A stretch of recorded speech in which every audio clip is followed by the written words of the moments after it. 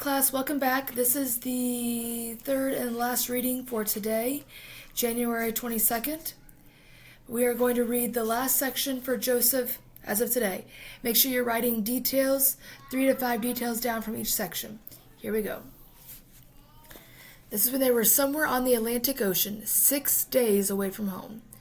Ruthie skipped ahead of Joseph along the sunny promenade deck, happier than he'd seen her before. And why not? The MS St. Louis was a paradise. Banned from the movie theaters in Germany because they were a Jew, Ruthie had seen her first cartoon on board during the movie night and loved it, even if it was followed by a newsreel with Hitler yelling bad stuff about Jews. 3 times a day they ate delicious meals in a dining room laid out with white linen tablecloth, white crystal glasses, shining silverware, and stewards waiting on them hand and foot. They had played shuffleboard and badminton, and the crew was putting up a swimming pool, which they promised to fill with water once the St. Louis hit the warm Gulf Stream. Everyone in the crew had treated Joseph and his family with kindness and respect, despite his father's warnings that the Germans were out to get him. In 5 days, Papa hadn't come out of their cabin once, not even for meals.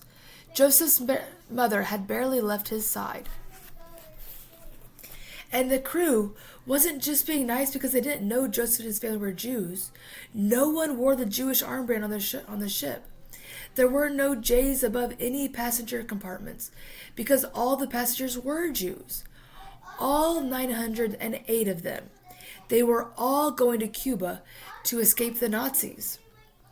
And now they were finally getting away from the threats and violence that followed them everywhere in Germany. There was singing and dancing and laughter. 2 girls around Ruthie's age, wearing matching flowery dresses, were leaning over the railing and giggling. Joseph and Ruthie went over to see what they were doing. One of the girls had found this long piece of string and was dangling it over the side, tickling the nose of passengers who were sleeping on the chairs on the bottom deck, like it was a fly. He bobbed his nose.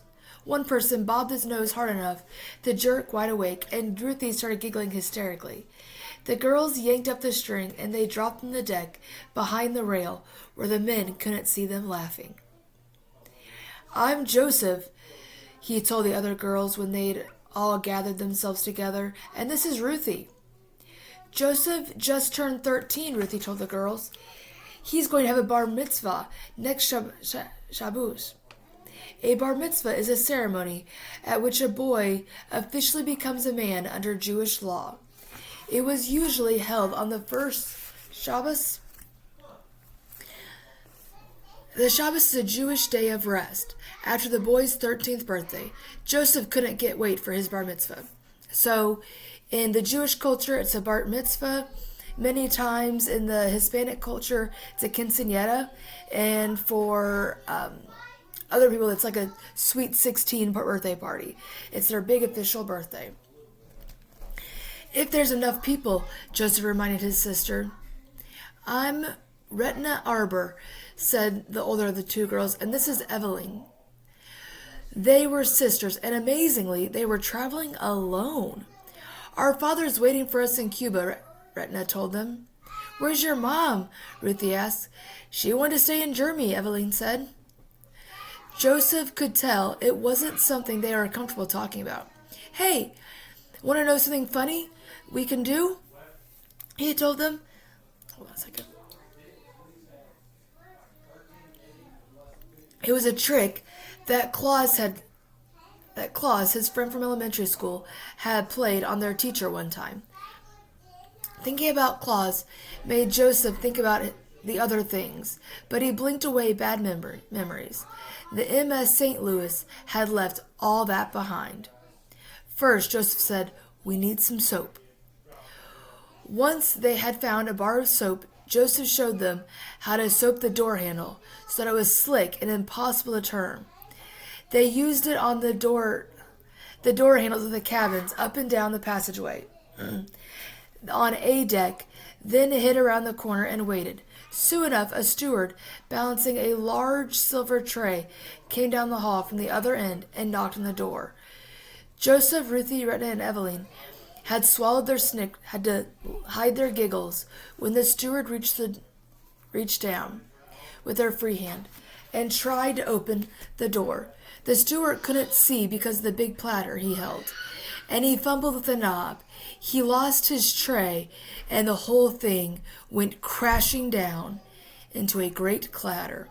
The four of them burst out laughing, and Joseph and Retta pulled the two younger girls away before they could get caught. They collapsed behind one of the lifeboats, panting and giggling.